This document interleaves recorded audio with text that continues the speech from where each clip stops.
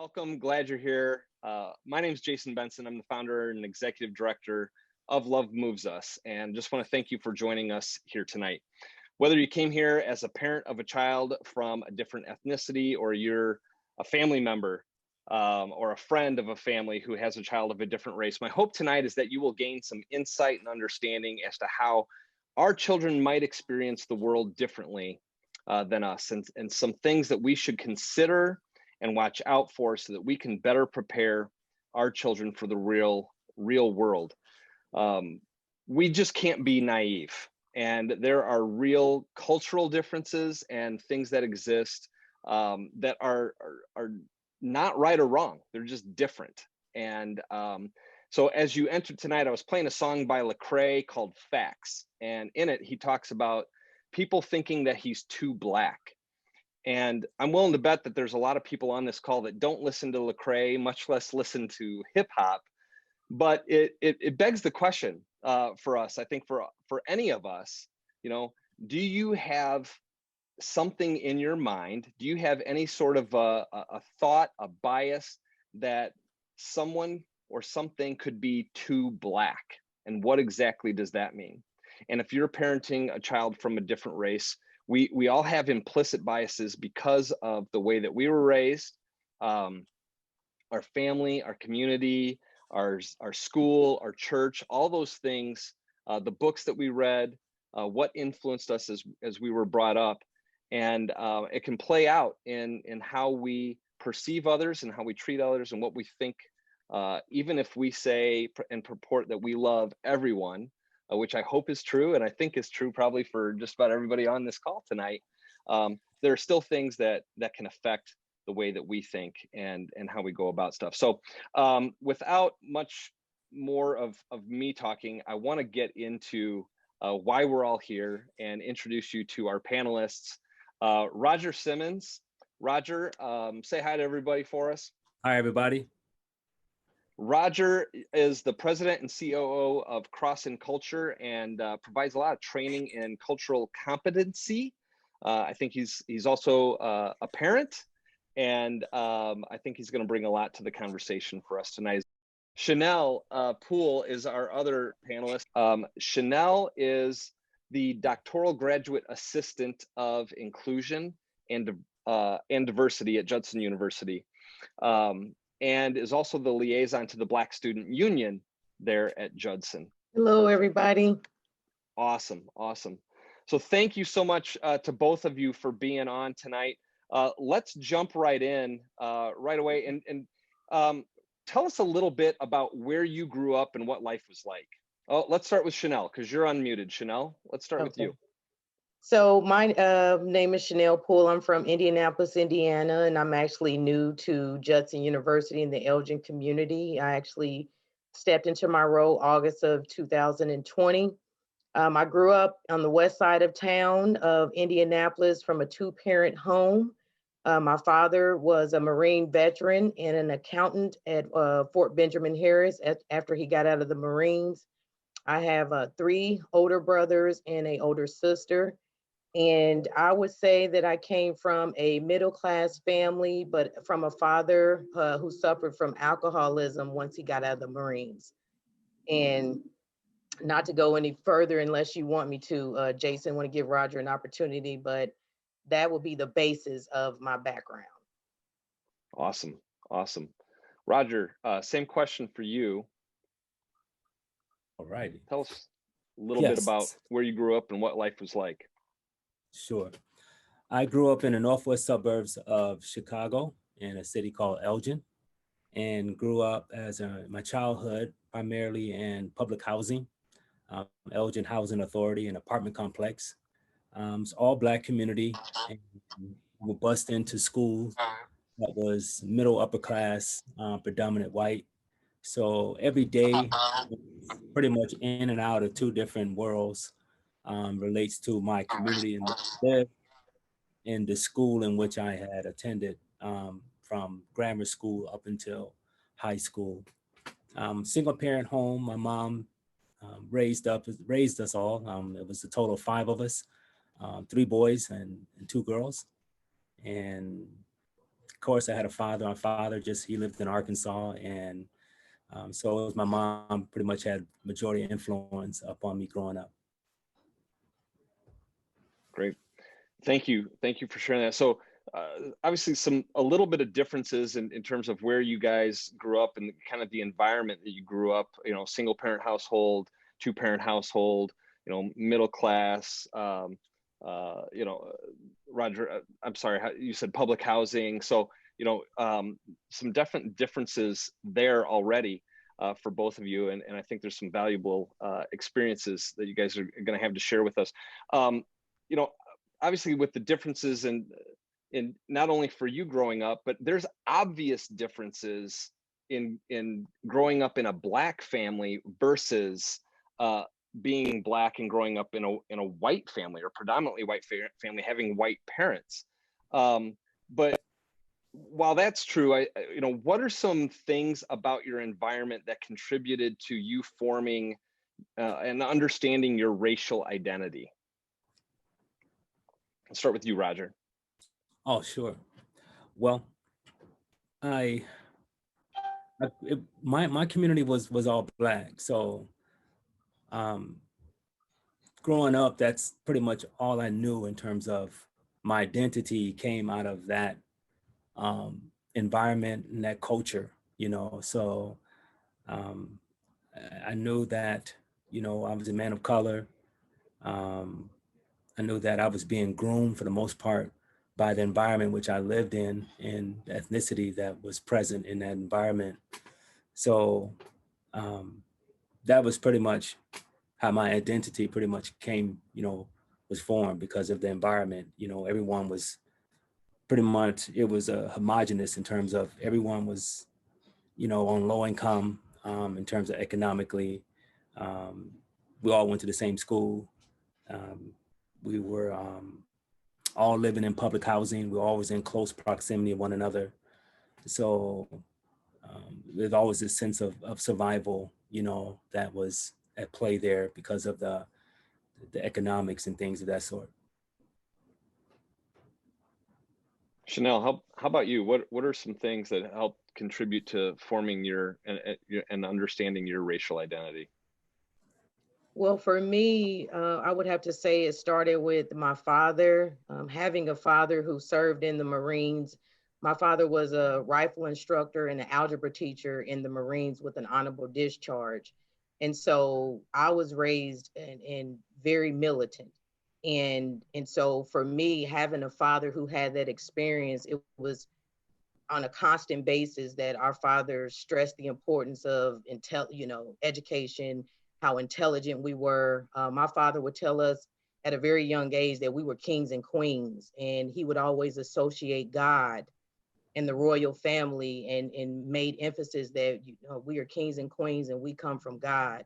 And so for me, I not only knew that my race as a Black woman, but I've always looked at myself as a queen because that's just what my father embedded in us. And so when you have a parent who preaches to you that, you come from the Most High, you're a child of God, there was no mistakes being made, there was a high standard put on us to, carry ourselves of a level of prestige, because not only did we know that our father had worked hard in the Marines. I mean, he was very proud of the work that he did in the military, but he always brought it back to the faith.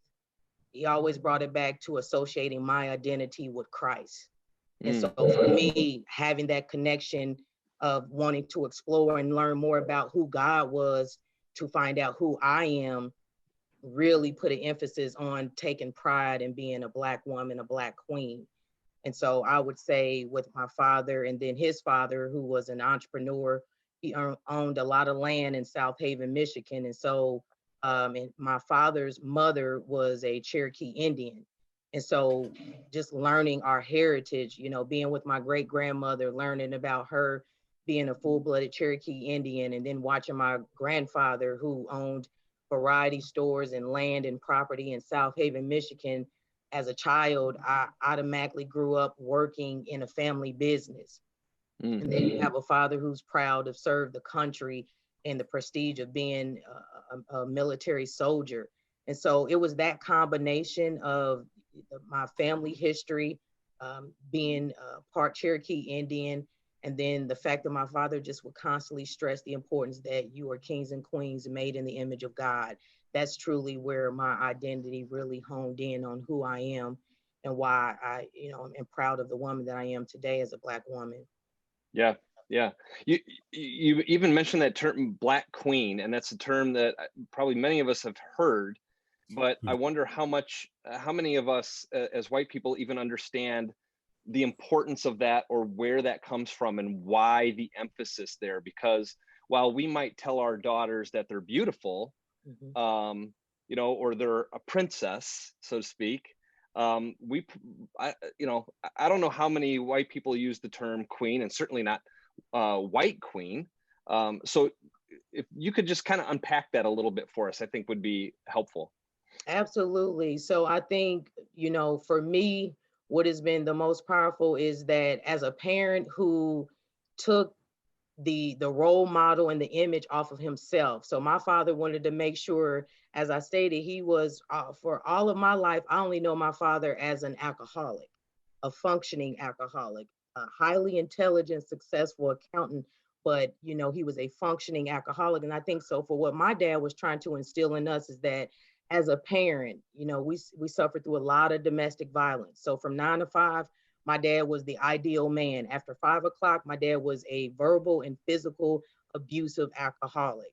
So we literally lived 2 different lives. And so what he was trying to instill in us is that don't do as I do, but be better than me. And so he didn't want us to look at him as the ideal image or role model. He put the emphasis back on God. And I think that's what we all should do. And I think that's where a lot of parents have maybe dropped the ball, is that we raise our children up into this image of being examples of your mom or your dad, knowing that you're imperfect, knowing that you have flaws, knowing that you're going to disappoint your kids at times. But if you direct them back to who truly created them, which is truly God, because many of us know some of us, we were unwanted pregnancies, even in our day and time. Our mothers and fathers had miscarriages and lost babies before we were born too. And so they didn't want to set us up with a false hope that we were planned. Not all children were planned. And so my dad wanted us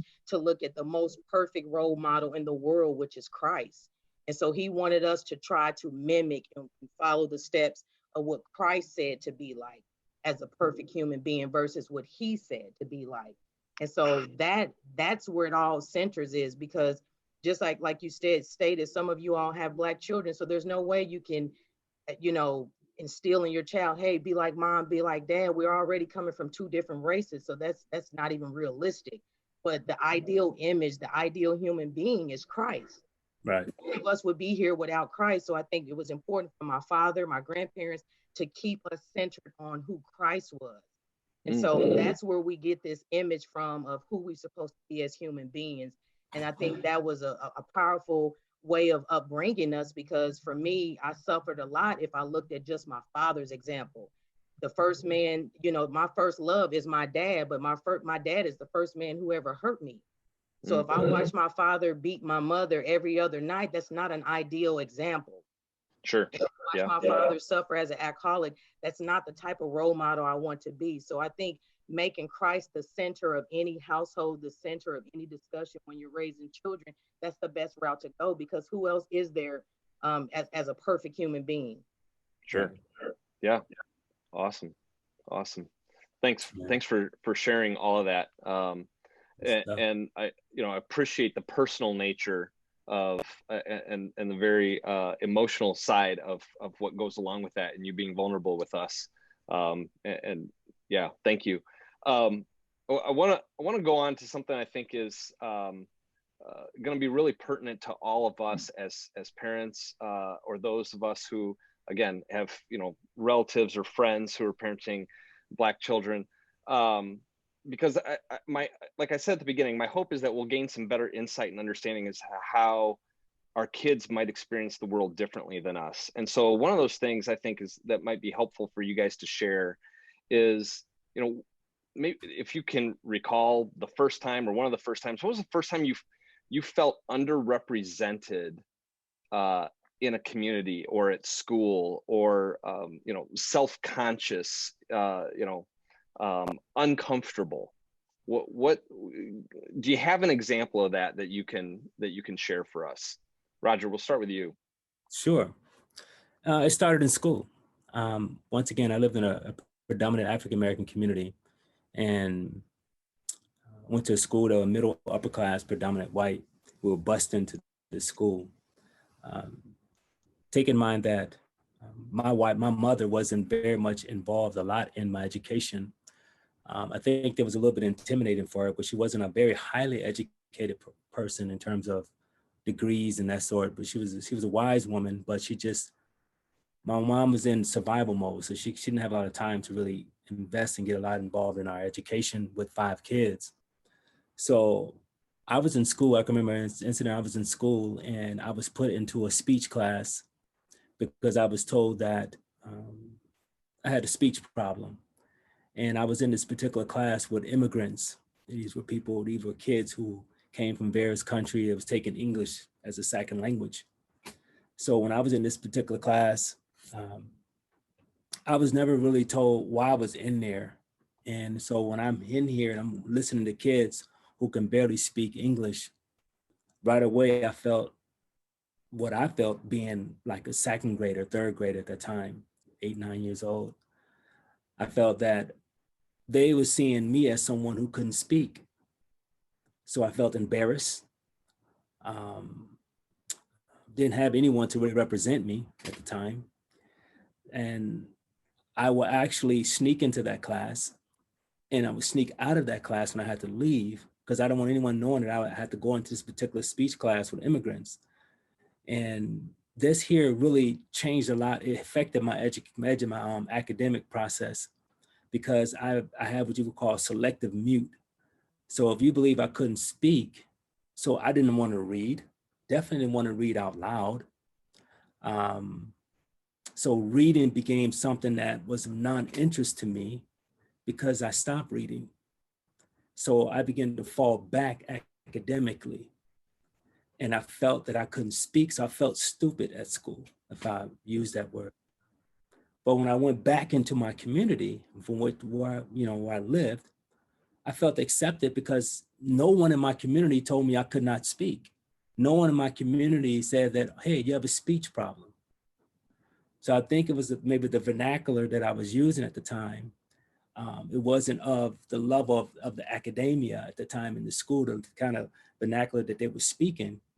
So I felt like I was labeled, and no one really, really brought it to me and explained to me why maybe I needed help, but it kind of threw me in this class and I had no representation. So that followed me for all through my grammar years of elementary school, into my middle school, and up until my junior year of high school. So I walked pretty much out. I became crippled. I became really that child left behind. I was that child left behind because I was labeled, and no one really sat down with me and explained to me why, that I needed help or how they can help me, what this meant. And so that was an incident right there for me. Sure. Thank you. Chanel, how about you? What's a time for you where you felt underrepresented or self-conscious, uncomfortable at school? For me, it actually started when I went on to the 3rd grade, and it was actually a combination of 2 things. So even though my father was the breadwinner of the house and financially wealthy, he didn't share his wealth. And so the way we dressed in school, starting at 2nd grade, is when I started to notice the difference. And so for 2nd grade, I used to wear boy socks to school. We didn't have the basic necessities. And I say that because we've spent a lot of time in and out of the women's shelter. So that means that I had to go, sometimes police officers used to have to drop us off at school because my parents didn't drive. And so the way I dressed, I started to know that my teachers, not only just my classmates, but my teachers would treat me different based on my clothes and how I looked. And so what shifted everything is because I got labeled as behavioral student. And you could just imagine if you're leaving a women's shelter at 5, 6 o'clock in the morning, then you have to get dropped off to a bus stop at 6:45 in the morning. That's a lot of trauma that you're taking with you in the second grade. So when it comes to math, no, you're not focused and ready to do a math assignment. So my teachers would label me as a student who had behavior issues and very resistant. And what was unique about that is that all that labeling, I was one of the first Black students who scored the highest in standardized testing in second grade. So here now we call it the magnet program or the academically talented program. So you have this student that they're recognizing that, wow, she scored the highest on standardized testing, but this is the same student that her teachers are constantly labeling her as having behavioral issues. She's being bullied because of the way she's dressed. Our clothes used to flood. We didn't have deodorant. So there were times where, of course, my arms, I had hygiene issues. So, for me, it was a challenge is because I knew I was intelligent. I knew I had potential, but my teachers didn't even take the time to look into that. And so for them, it was kind of a slap in the face because here you're getting this letter that's sent home to my parents saying that, hey, we want to go ahead and skip her up to an extra grade level because she's basically testing out. She's, doing fourth and fifth grade level work, but she's in the second grade. And so that's when I started to know that they were judging me based off of how I looked versus paying attention to the actual academics. And that was my experience. It started at second grade. And then third grade, I went to a predominantly white school because I was in the magnet program.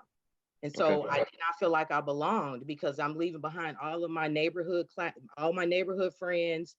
All of my former classmates are not getting bused to a totally different school because they're not as intelligent as me. And so it made me feel like an outcast, but it also made me feel like I didn't belong in this population where there wasn't that many African-American students for me to connect with. And at times, my teachers and my peers at the magnet school that I attended made me feel like I didn't belong there. So it was like I was challenged a lot harder than some of the other students. I was questioned a lot more than some of the other students. And so that's where I started to notice where the difference. And for me, just to be transparent, I didn't finish traditional school. I was expelled from all public schools by the time I was 12 because of these issues. Wow. And so being expelled from all traditional school by the time I was in the sixth grade, just to be transparent, I didn't get a GED until I was 18. And I say that to say that I started college, but I graduated valedictorian. So the intelligent piece was there, but it just shows that they don't pay attention to a lot of the other social factors that can impact a child. And they look and label you if you come from poverty, if you dress, you don't have on clean clothes today, if you have a smell or look to you, they focus too much on that versus the intelligence. And that's what I went through. Yeah. And I think there's a lot to that we as foster parents, probably more so, can equate to some of that experience that maybe you had, because some of our kids are coming from situations where maybe they haven't been provided for, they haven't been taught hygiene, they don't have the clothes. Even Roger, with your experience, what you're talking about just in communication and the language, vernacular and whatnot. I think that depending on where some of our kids are coming from, that can be an experience that they're bringing into our home and into the school that they now are being placed into, that if we're not aware of those types of things, and that this isn't necessarily, something wrong with this child, this is something that, they're coming out of this experience and they don't know, and we need to be looking and watching out for them, so that they don't get labeled, in a situation like yours, Chanel, where it's not necessarily, behavior doesn't necessarily equate to intelligence, and clothing doesn't equate to, intelligence either, or their ability to achieve. Clearly, you've done a tremendous job of overcoming a lot of that stuff. And so I think that's, if a child, for many of, myself included, some of us are bringing kids into our home at infancy. And so that's a little different of a situation. and at the same time, foster care, we can be bringing kids in at any age, really, whether they be infants or toddlers or, grade school, junior high, high school. But recognizing that some of those things are just going to be some differences based on where they came from and have come out of, and what they've been provided for or been taught in the case of hygiene and whatnot as well. So it's we got to be careful with that. Yeah, and I think what the biggest issue for me is the fact that teachers are the next form of a parent. Absolutely. And so they're spending the amount of time with your child on a day-to-day basis, just almost like a parent. I think what the big issue for me is that you have a populations of teachers that are only judging off of what they see, which is something that we're not supposed to do, but it's a fact. We do judge a book by its cover. And so the sad part for children is that all of these issues that are out of their control. If somebody doesn't have basic life skills, basic necessities, basic deodorant and lotion, that is out of their complete control. And so for a child to be reprimanded or judged or put in a group basically solely off of what a teacher sees, it's a disservice. It's because most children are looking to their teachers to be the mom and dad away from home. And so we now have a system of teachers that don't even have a loving approach. There's not even a welcome environment. When you go to school, your teacher is supposed to be your protector. Your teacher is supposed to be your mom when your mom is not there. But if your teacher is already labeling and judging you and putting up a wall and barrier, there's no connection. We talk about cultural competency. Well, if you have somebody that's teaching a class that doesn't even want to connect with the children on an individual basis, that's a problem. Because you can have 20 kids in the room all the same age, but they all don't learn the same and they all don't think the same. And so we have a lot of teachers that don't even take the time out to treat our children like individuals. My thought process would be, wouldn't you want a teacher to treat your child the same way they would want their own child treated? But we got to think about it. We're dealing with human beings. And so I think one of the biggest issues that parents drop the ball on is forcing a child into a school system that's of a disservice.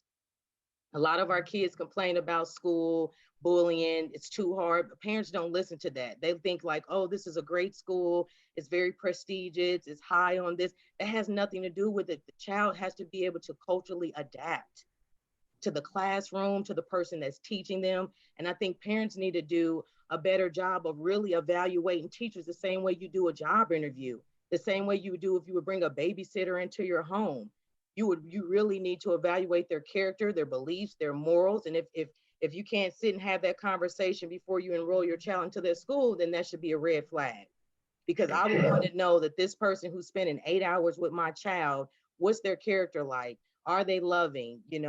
Are they aggressive?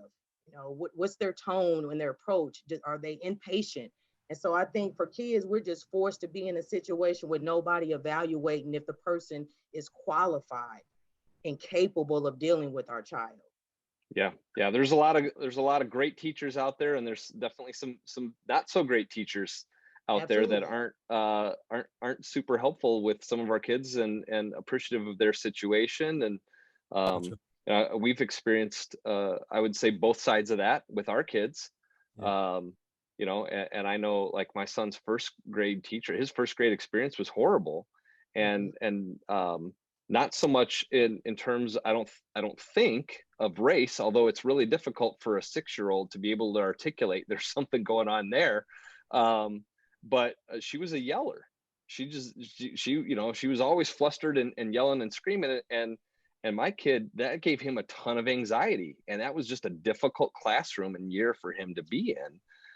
So when you talk about like how they approach the kids and coming alongside and caring for them and stuff, and then my daughter's first grade teacher is like the sweetest, most kind, loving, like coddling teacher there is. So they're all over the place. And I think you make a really good point, is that we've got to get to know our kids' teachers. We have to be involved in their classroom. And yes, if you've got a lot of kids, that makes it really difficult, because there's a lot of teachers as they get older and they're changing classes. In junior high now, they have a different teacher for every class, kind of a thing, as opposed to one particular teacher for grade school. But it's important to get to know them and understand the dynamic of what's going on and your child's experience there, how they're feeling when they're there. For sure, for sure. What and I want to come back to that stuff with school and teachers and stuff a little in just a couple minutes, but I want to get to something I think, you know, probably for all of us in being on tonight, that I think you can share in terms of what was the first time you experienced racism? How old were you, and what happened? Roger, if you would go first here for us. Yeah, you know, growing up, because of the environment I grew up in, um,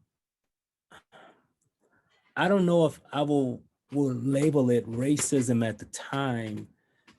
We just knew it was us and it was them. You know, it was based on the fact of where we were located. You know, our apartment complex was built kind of separated away from everything, was tucked away down, away from, it was like in between the railroad tracks and in the river. And so it's kind of like, kind of like cut off from other resources. And many believe they built that apartment complex there, low income apartment complex there, to kind of have it separated, almost like, you know, um, really to ignore the people, you know, that live there. Okay. Kind Because of had to most go of, out of your way to experience or go into that neighborhood. yes, we just couldn't, we just couldn't walk down the street to a library. We couldn't walk down the street to a grocery store. We couldn't walk down the street to a kids club. We couldn't even walk down the street to our school. Everything we had to drive out. Okay. So we were tucked away, and that particular community, which I have the newspaper where it's written, it became an instant ghetto. So it was us and it was everybody else. Okay. So just the fact of knowing where we lived at, it communicated to us that we were being discriminated against. You know, we knew that, that there was some form of racism, you know, institutionalized kind of racism that's involved here. Police, we rarely, if a police officer would drive through our community, they would literally drive through. They would never really stop or even wave. So it was still us and them. Sure. So that in itself communicated to us that something was wrong. Something was seriously wrong. Absolutely. Absolutely. In our city and in our environment. So without even using the word racism, you just kind of knew, you kind of like knew your place and you knew their place, almost like a cat. Yeah. Like not feeling welcome into the rest of the community, being a part, wanting to. Exactly. And that's what the whole thing, when you get into, we'll get back into school. I'll tell you how that whole thing translated into school later. Yeah. And I think, I mean, it's interesting you talk about that as an us and them, because just as human beings, in lots of different areas, we can create this mindset of us and them, you know. Correct. And certainly, I think in being part of middle-class America, middle-class white America, we can look at areas like you're talking about that you grew up in and think of people who live there as them and not as human beings. Correct. And like, that's tragic, because it's very tragic. You know, or, you know, we look at it as a mission field. Well, we can go in there to do some good works, you know, and we'll try to make a difference, but you know, I'm not going back in there outside of that, you know, like, you want to stay away from them and, you know, in that area. And, you know, like, that's another human being, and poverty doesn't mean that they are a them. Exactly. So Chanel, how about you? What was the first time you experienced racism? How old were you? When did that happen? Unfortunately for me, it all resonated in the school system, because even in my neighborhood, growing up predominantly Black, grew up in a family where what goes on in this house stays in this house. So, my parents kept a tight eye on us. We wasn't really allowed to have a lot of friends over. And so my only opportunity to socialize was at school. And I guess the big distinction that I noticed, because I'll be honest, I was very outspoken. I was very rebellious. I was just one of those kids that like to challenge, question everything. And what I learned is when it came down to reprimanding me, you know, I was one of those kids that connected with all the kids. I wanted to be friends with everybody. I didn't grow up looking at white, Black, or anything. I just wanted friends. I just wanted to be accepted. I just wanted to get along. But I observed how teachers would punish me harsher than my white friends. Mm, I was one of those people that I deliberately did things together in a group, because I felt like if I get in trouble, we all get in trouble. But that's not how it worked for me. I was the one that was always singled out. mm, And so that's how I knew that my teachers looked at me different, and the way they handled me was totally different. There was very any love at all. I really can't recall too many teachers in my lifetime that was just actually loving or showing that sense of concern. But I think what stood out the most is, my suspensions. If for example, I sucked my thumb till I was 15, and it really was just from a nervous condition. And I used to get rashes around my mouth, and so I had a white friend who was my best friend, and I would use her chapstick to try to help get rid of the rash. And so I one day used her chapstick, but the teacher made everybody empty out their desks because they said that another student said I stole her chapstick. So my friend didn't step up for me and say, "Hey, I allowed her to use it." My teacher basically embarrassed me in front of all of my classmates and labeled me as a thief. And so it was just so ironic to me that they took the word of another student who didn't know anything that was going on, versus taking me and my friend out in the hallway and ask us the question. They listened to what another student said, and that student was just jealous of our relationship. And so that's how I knew that I was always singled out and kind of treated a little bit unfairly. Now, did we say it was racism? Like Roger said, that's not necessarily the word that we thought of. We just knew that we were being treated different compared to the other students. sure, And so I would say that was my sure. experience. And then, I was arrested. My first time going to juvenile was when I was 11. And so that's where it really hit hard for me, when law enforcement treated me like I was an adult criminal. That's when I knew the difference. And then that's really where the damage was done for me, because I couldn't believe that at 11 years old, I was being bullied. I got jumped by a group of girls. And here you have these police officers coming in, slamming me up against the wall, putting me in handcuffs, embarrassing me, and arresting me. And so, to be that young and get that type of treatment from law enforcement, that's when I knew it was real. And I was like, wow, this is kind of what we see on TV. This is what our grandparents are talking about. When the police come Yeah, around, don't say anything, be quiet. And so it was those two combinations of how I was treated differently when it came to behavior. And then my experience at 11 years old getting arrested by law enforcement. Those were probably the two most traumatic experiences to let me see that there was definitely a difference in treatment versus the white students versus the Black students. sure, sure. Approximately what year was that, Chanel? I'm just curious. I got arrested when I was 11. So if you want me to tell my age, I'm 38. So Sorry. yeah, that's okay. I'm 38 now, but I was 11 years old when I had that experience. Yeah, yeah. Well, and the reason I ask, what year, because we tend to think like, well, and not in today's day and age, or not what that didn't happen when I was, in this year, or, Exactly. like we were past these kinds of things and stuff. And it's interesting, you bring up a really important point, that there are some there are studies out there that show, I mean, that Black boys are looked at and watched by teachers. I mean, there's a study where they literally study just the eyes and where the teachers are looking, and Yeah. they far more frequently are watching the Black boys than anyone else in a classroom. That's right. And they are also far more frequently punished for the same behaviors as the white boys, that the white boys will get away with, but the black boys will be punished for those exact same behaviors. So there's definitely a discrepancy there, and it's been proven in a variety of different studies. What can you guys give an example of subtle racism or a microaggression maybe you've experienced and how that impacted you? Roger. Interesting.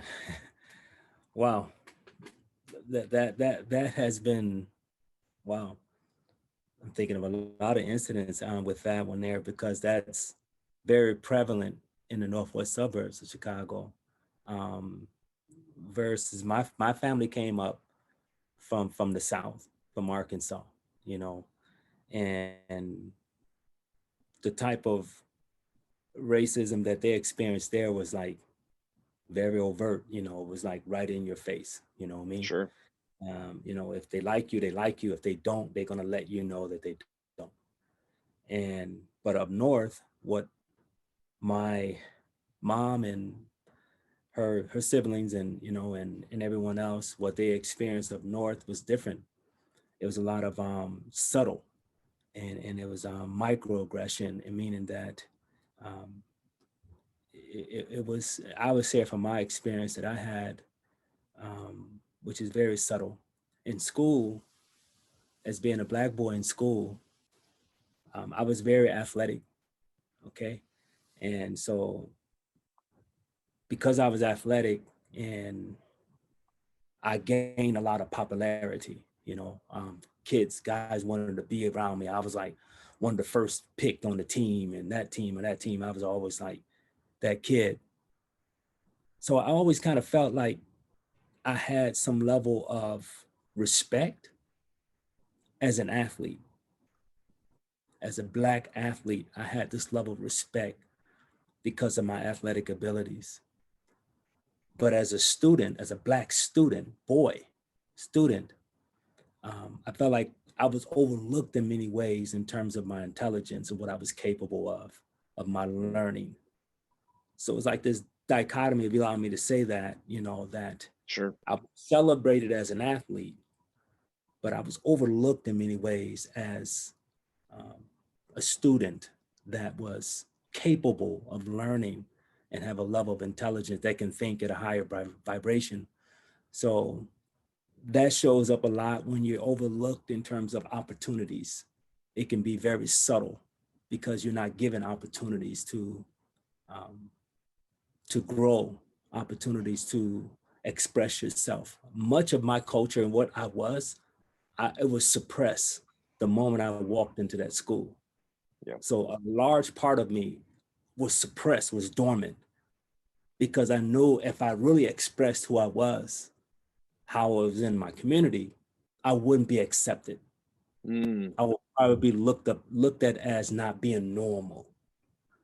So I had to learn without even knowing these terminologies. I had to learn how to code switch without even knowing what it was. I knew that I gotta adjust, because if I don't adjust, I'm not gonna be accepted.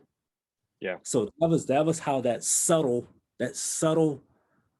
microaggression or subtle race or whatever terminology you want to use. Yeah. That's how it came to play.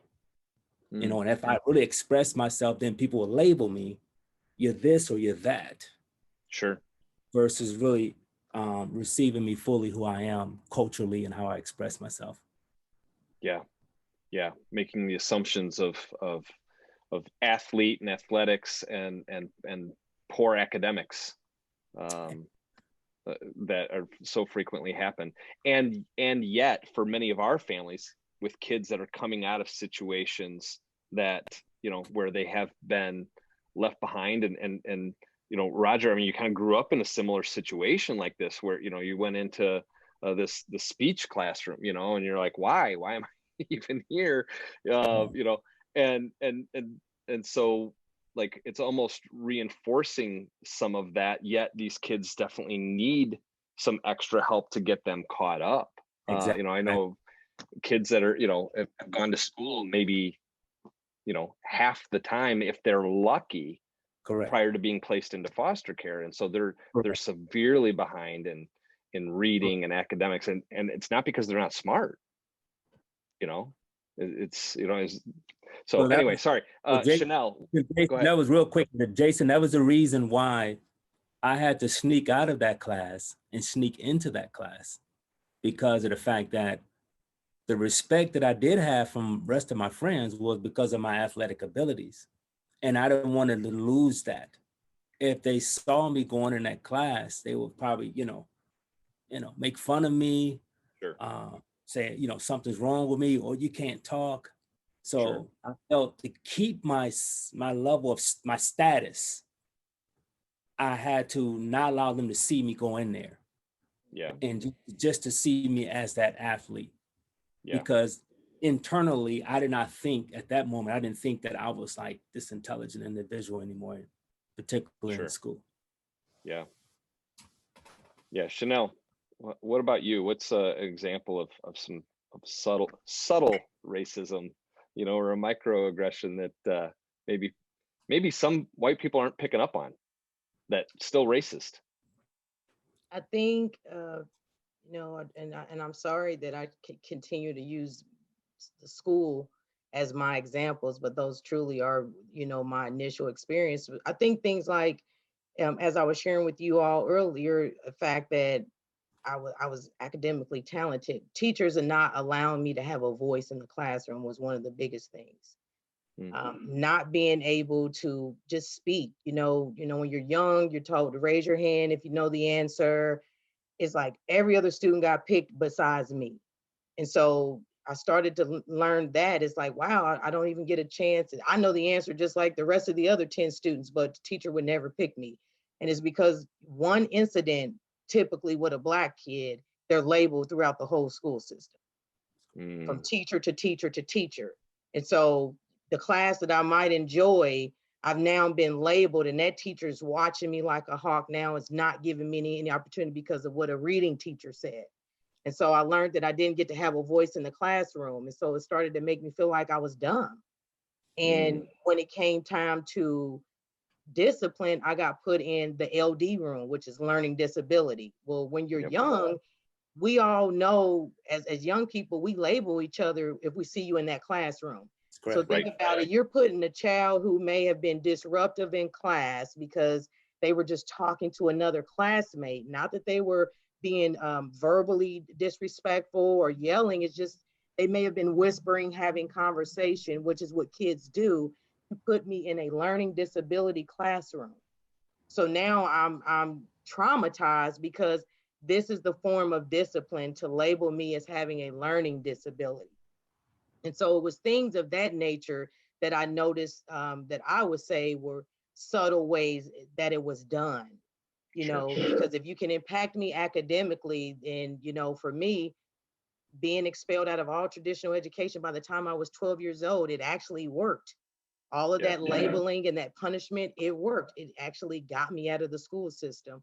And so I learned it was things like that, not having a voice in the classroom, not being allowed to participate and vocalize the answer. And another challenge was I wasn't allowed to ask for help. So I was always made to feel like something was wrong with me if I didn't understand. So especially with algebra. We talk about, I know someone had talked about the ISPs and things like that.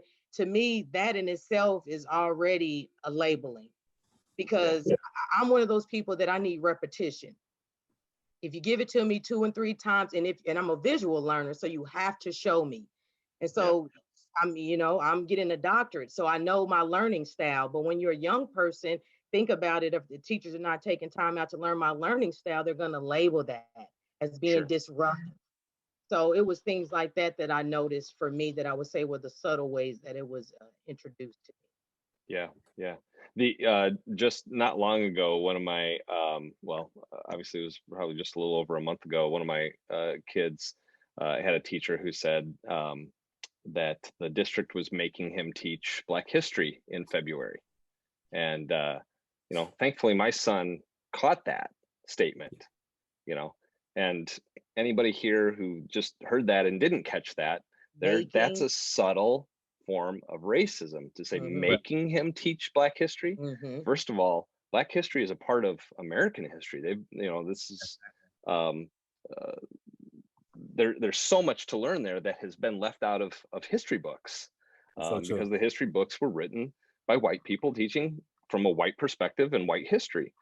We've learned, sure, you can say, we learned about George Washington Carver, somebody, along the way, but there's so much more there. And he spoke up and, said, you mean we're getting to, right?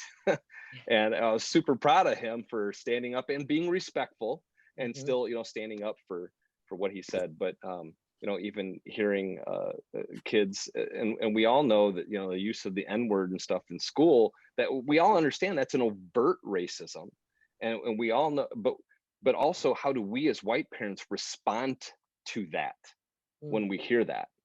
Because as a white person, I don't have that same visceral reaction to that word that my friends of color may have to that word. And I don't necessarily haven't learned or I mean, I know and understand the history with that and how it was used, but I don't equate it probably in the same way that a person of color does.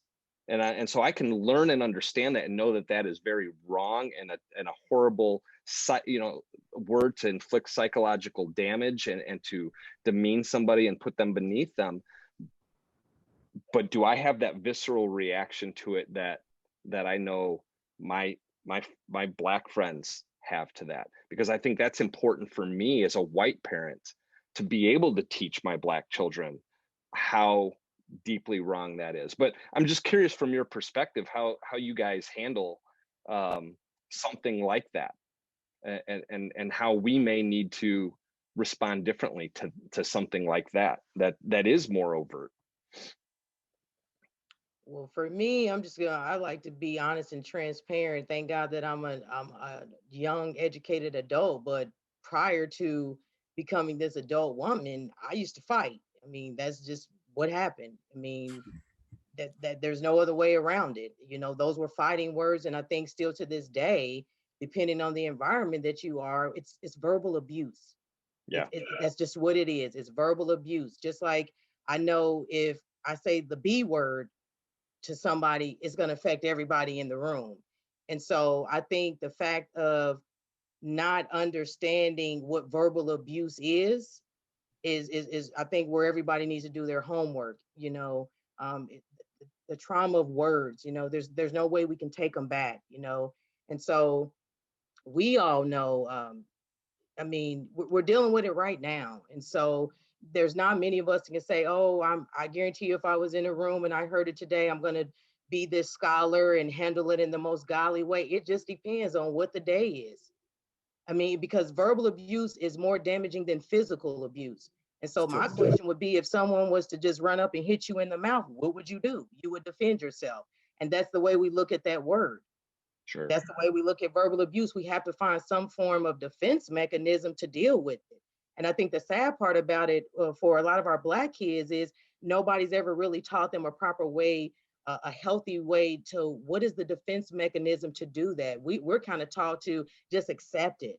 We were taught in school, sticks and stones may break your bones, but words will never hurt. But now when you sit across the couch with a therapist, the therapist will tell you, oh, you've been traumatized, you've suffered a great deal of verbal abuse, so words do hurt.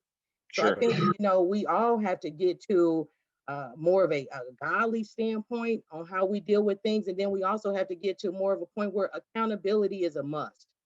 Yeah. We have to hold people accountable regardless of how it affects one person or another. Is just the fact that there's been so much lack of accountability.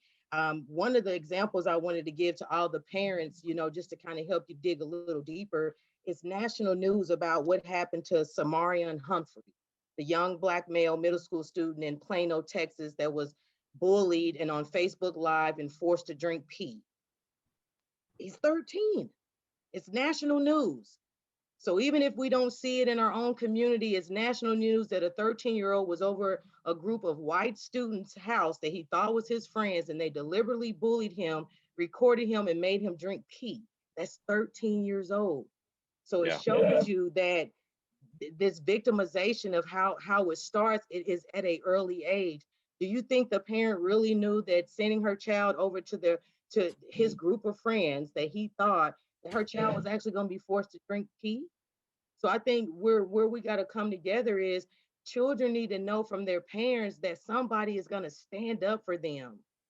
That's the main thing that kids are missing. Like, we don't have that big brother or that advocate that, is really going to stand up for us. And I think that's what makes it so hard, is this: we don't see a lot of accountability, and we don't have a lot of people that we can depend on to say that I'm going to jump in and stand in the gap for you, and I'm going to make sure that we hold this person or that person accountable. That's why you see bullying turning into an actual criminal crime now, because our kids are so vulnerable, and they just don't have anybody that's going to be willing to go, by all means necessary, do whatever you have to do to protect your child. And I think that's what we're missing, and that even comes with verbal abuse. We have to do whatever it takes to protect our kids. Yeah. Roger, do you have anything to add to that? Very well said, Chanel. Very, very well. I mean, I concur with all that. So we're already at an hour, and I was planning on this only being an hour. It's 10 o'clock. I want to respect you guys' time. For me, this I think we're at a place where, like, I would love to continue this another time, because I think there's a lot more things that we could dig into and that people want to hear about. But I do, before we go, I do want to ask one other question that I think you guys might be able to speak into, that I think would be helpful for us as white parents. And this is the trickiness, and I think I talked to you guys about this when we connected beforehand. Is like, we don't know what we don't know, and you probably don't know what we don't know either. So that makes it really tricky for us to kind of figure out, like, how do we dig into what we need to know and figure out here. But hopefully I can give a couple of examples that may get the ball rolling in your response here. But I've heard about things that Black parents teach their children that don't necessarily occur in white families with white children. And I'm curious, what's something that your parents taught you that white people don't necessarily teach their kids? Because one of those things I've heard from different people is they've taught their kids, when they go into a store, do not pick up a thing that you do not intend to buy. Don't even pick it up. And I'm like, are you kidding me? Like, yeah. We can't even touch it. we weren't taught that. Another one, being going over with your kids what to do if you're pulled over for stopped by an officer for a traffic violation. I've probably saw my parents or one of my parents get pulled over a time or two. I think just teaching me with growing up with respect, that they thought that I would be fine, and that wasn't something that they needed to explicitly go over with me, and how to interact with an officer if I was pulled over. But to teach them, how to go about that. And then likewise, I heard of another family who at age 16 got their child a criminal attorney, and made contact, set up a meeting with the criminal attorney, made sure their child had his or her card in their wallet, so that if anything happened, that they had in their wallet somebody that they could call and get the help that they needed. So anything else, like, those were a couple of different things that I'm like, man, my parents never had to talk to me about any of those types of things, and never did those things for me. Is there another thing or something that you guys have as an example of that you feel like, as in a Black family, we do this, or we were taught this, that maybe you learned along the way, that, like, white families, you don't do that? Well, I'll try to sum up a few things, because I love the questions in the comment area. So I'll say this: for me, this is the bottom line. You have to get back to the basis of Christ. That's the first thing. You have to be able to at least offer the opportunity for your children to learn more about the word of God, because that's where all the principles, that's where it all starts. You know, that's where for me and my family, that's where all of our morals and values come from, the word of God. So that's the beginning principle. When you read the Bible, there's 10 commandments. Our kids need to know what those 10 commandments are. They're there for a reason. Thou shalt not kill, thou shalt not steal, thou shalt not murder. It's there for a reason. So I would say to all the families, it's not about forcing religion, but it's about introducing them to the word of God and allowing them at their leisure to learn and be open to help teach them. And if you don't know it, then it's so easy ways. Start reading Black books, start watching Black films, start looking at Black news, start paying attention to Black culture as a whole. You'll learn so much about how to deal with their hair, how to deal with dress. You know, music is important to the Black community. I just learned about Lecrae coming to Judson. So even with me being Black, it's still things I don't know, but you got to bring it back down to what's real. It's about life and death. And you got to teach them principles that's going to help them to survive and live through this life. And so I believe it starts about with learning the word of God. You don't have to go through all the different religious things, because these children are smart. The second piece I would say is listen to them. Ask them those real questions. Tell me how you feel. Tell me what you want to do. What kind of friends do you want to hang out with? What places do you want to go? What food do you want to eat? Ask the kids the questions. In Black families, we wasn't really allowed to be vocal. You know, we wasn't taught that, you know, a child is to be seen, not to be heard. Those are kind of the old principles we were taught. The third thing is we were taught manners. We were taught basic respect. And I feel like that's where it has to boil down to. Of course, you don't touch anything in the store because you don't own it. You didn't pay for it and it belongs to somebody else. That's just respect. And they teach us that because when you walk into somebody's home, you know, we were taught, yes, ma'am, no, ma'am. We got to teach our kids how to properly communicate to people. You know, that's something that the Black family, I'm not going to say all, but from my culture, my family, we were taught basic respect, basic mannerism. And I think you cannot lose when you do that. And someone's put in the comments about how do we step up and stand up for our kids? Put yourself in their shoes. It's that simple. That we're really, regardless of the race, we're not that far different from each other. Right. Outside of our skin color, we all got two eyeballs, a nose, a lip, teeth, two hands, 2 feet. So put yourself in their shoes. What would you do? What would you do if you grew up and you were a race of people that you knew that you were enslaved and hung and killed? Just start to try to empathize a little bit more. You don't have to, you know, go through the same experience, but we got to stop making our kids feel like that we're so out of touch. No, we're not. No, we're not, because some of the same things that Black people go through, white people are going through as well. You know, when we grew up, we were told white people, you know, if racism for white people was being called trailer trash. That's insulting. That's disrespectful. That's like calling somebody the N-word. That's the way we were taught. So, you know, it exists, but it just comes in different forms. And so what I think we got to do is, you know, when it comes to protecting our kids, we have to show them that, one, we trust you, we believe in you, because a lot of times we don't even allow our children to know that, hey, we trust what you're saying. Children feel like they don't have a safe place with anyone. Dad's going to punish me. Mom's going to put me on punishment. So we got to let them know that there's some sense of trust there. And you got to let them know that wrong, right, or indifferent, I'm committed to you. That's what our kids need to know. It's not giving them a pass to say, hey, go do whatever you want to do, but they got to know that if I messed up today, if I got in a fight and I started, I need to know that my mom is still going to be there for me. Another point that our parents taught us, they taught us self-defense.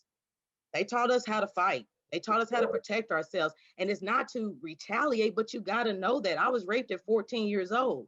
So, you know, these are just basic life skills that they need to know. We got to learn how to survive. Anything can happen at any time.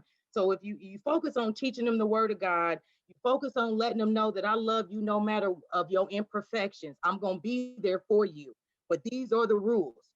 These are the rules. I'm still your father. I'm going to be there. I'm not going to allow somebody to come and jump on you. They got to know that, hey, I can call my dad right now. If 4 guys want to beat me up in the bathroom, I can call my dad and my dad is going to come and see about me. They got to know they got a safe space with their parents. No matter what my father and mother took me through, I knew if I called them, they're going to put all of the BS to the side and they're going to come and see about their child. They will deal with me later, but they're not going to give anybody in this world permission to do anything to me. That's their responsibility to punish and reprimand me.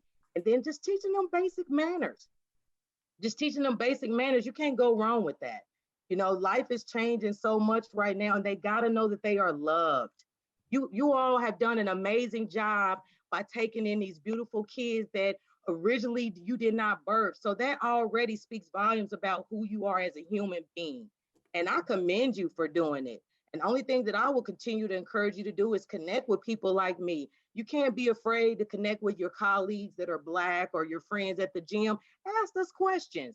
We're supposed to be a family. So just know that there's people out here that you don't have to know on a regular basis that don't mind to support you, to help you, to educate you, to tell you how to do your daughter's hair, to tell you a good place to sign your son up for basketball. Like, we're a community, and so we got to build that community. So don't you be afraid. You know, that's the big piece. Don't you be afraid to do whatever it takes for the well-being of your child, and don't be apologetic about it. You know, you all do an amazing job. You know, Black children are the highest number of kids that are not being adopted. So for you all to even consider, you know, out of all the different races of children that you could adopt, I commend you. I appreciate you for doing that. I thank God for you. And so it's like, these are your babies. Don't even look at the color so much. Just look at them as your child. Move the race out of the place and just start thinking of it from a place of just love and human beings, and you will naturally know what to do. Thanks, Chanel. Thank you for that. Thank you Wow. for being here too. Roger, I want to give you a Yeah, chance to. and I concur with everything she said. I wanted to just add a couple of things in there that I was taught coming up was I respect for our elders. And, you know, we were always told stories about how, you know, historically what we contribute, you know, to this country, but also to the world. So history is not an illusion. You know, history should always be taught.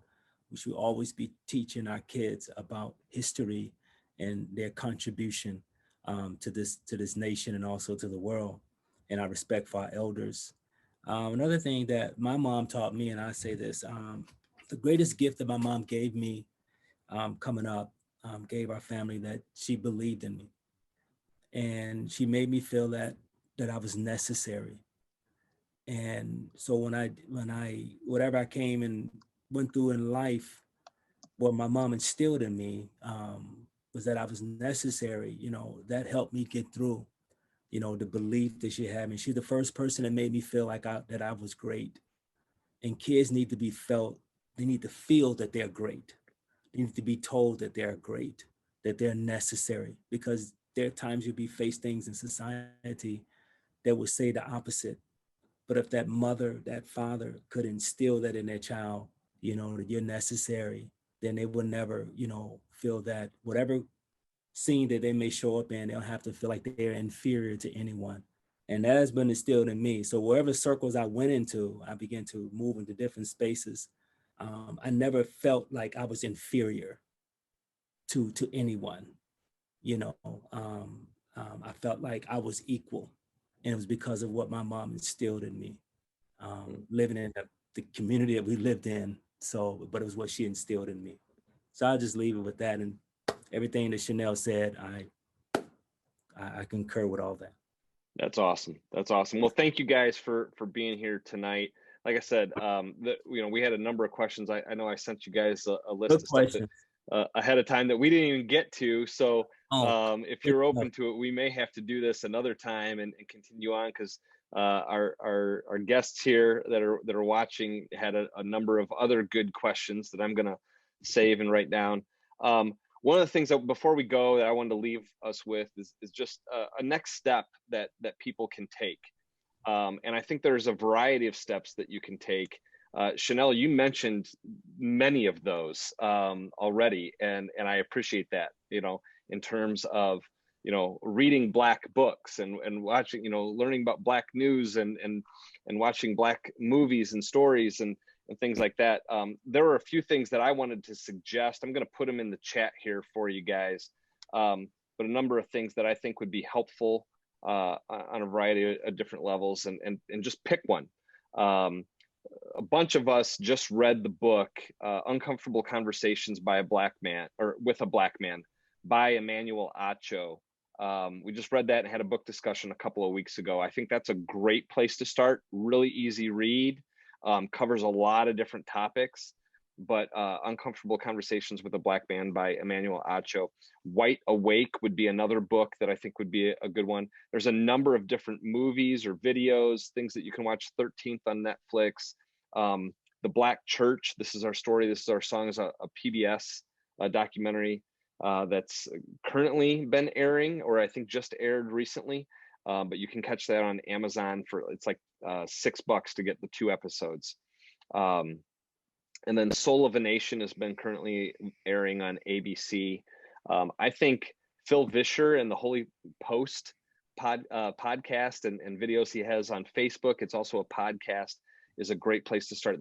He's done some great work there. And then I just learned of this it's a brand new podcast Jamar Tisby just put out called Pass the Mic, that I think would also be a helpful listen for anybody wanting to hear more about other people's experiences and looking at things from a different perspective. I think that's the approach I've really tried to focus on over the past year, is just taking a posture of listening to all my friends of color and hearing what their experiences are, because if you're only listening to one voice, that's not representative of an entire population of people. Just like all white people don't agree on something, not all Black people have the same viewpoint either, and so just because you go to your one Black friend does not mean you have a good handle, or just because you find one voice that agrees with the way you think or see things does not mean that everybody does. So there's a lot of perspectives and things out there that I think are helpful and worthy of giving a listen to, and reading, and there's a bunch of other books and things out there, but those are just a couple things that I kind of put together off the top of my head. And Right. So it is pretty late already. Don't want to go ahead. Add something to that real quick. Absolutely, you can. I know you've got some great resources, I'm sure, for us. No, those are all good resources. I just want to add something to that may be helpful. That if you can read these resources and these books and these various documentaries out there, if you can get into like a little small group with another Black person or someone and have discussions about it, I think it'd be very helpful, because then that person can help you to understand psychologically what's going on through that process, kind of what's behind it. I'm in a group with a man that reached out to me, an older gentleman, a white guy. He's 85 years old. He reached out to me and he wanted to me to read a book with him, the book called Cass. And so we've been in discussion with it, and it's been very helpful. We've been having some very good discussions about it, because we'll stop and we'll pause, and he'll ask me about, have I had experiences like that? And I've been able to share some things with him to enlighten him, and he shares some things. So I felt like if you all can get into a little group, if it's 1 or 2 person, they can help bring some explanation, some more experiences and stories, and to whatever you've read. So I thought that'd be helpful. And yes, absolutely. Hill Harper, he has several books, but Hill Harper is a good author that really has some good books that will be good for the kids. Mentoring is really big, so I would just recommend, if you all can take some time out to try to find some good mentors. That's always helpful. And I'm just going to be honest, and Roger would probably have to agree with me. Prayer. Yep. Our mothers and grandfathers, they prayed a lot. That's the biggest weapon you have, prayer. Prayer really does work. So I would encourage you, just keep praying for your babies, praying for your families, and don't ever be afraid to reach out to me, because I will always be here for you. So if you need anything, you just want to talk, you want to vent, feel free. I left my number in the comments, so don't be afraid to call me. I would love to talk. I keep it real, but it's all out of love. No doubt. Thank you. Thank you so much for that. Yeah, I appreciate that word too, for mentors. I mean, one of the reasons we moved to and live in the area that we do of Joliet is for the diversity. We were hoping we would be around, more people, that my kids would see other people that look like them. You know, he's my son's been in Taekwondo.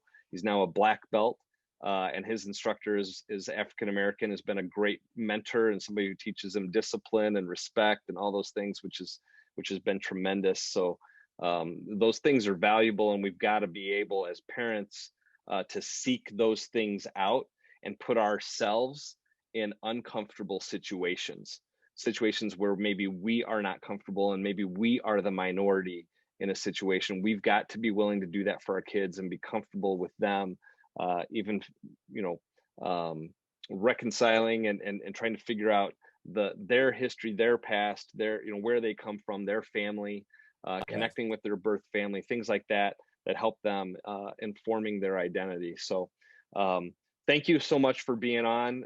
Like I said, I hope maybe we can do this again, because this was a lot of fun for me. Appreciate you guys' perspectives and your wisdom and your experiences and being so willing and vulnerable in your sharing. So thank you guys. Thank you everyone for being on tonight. And you guys all have a good night. You got